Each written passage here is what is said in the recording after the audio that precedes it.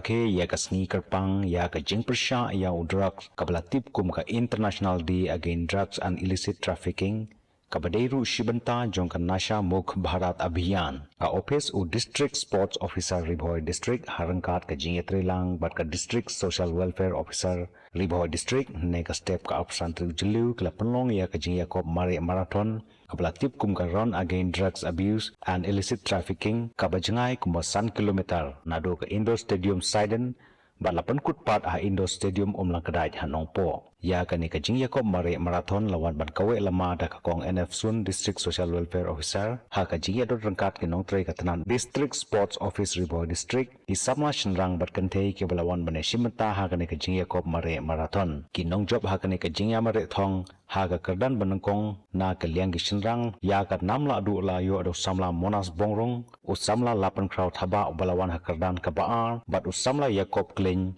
ulawan ha ka kerdan ka balai na ka liang ki kentei ka samla Felina Hansepi kalawan ha ka kerdan ka banangkong ka samla Ivan Khongwir ha ka kerdan ka baar bat ka samla Banisha Khamdej kalawan ha ka kerdan ka balai ya ka nam ki walasan ha karta na ka liang ki kentei la yo da ka kong Sonara Rani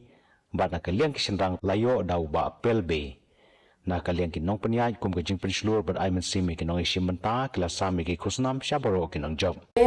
We include the institution, the school, the colleges, and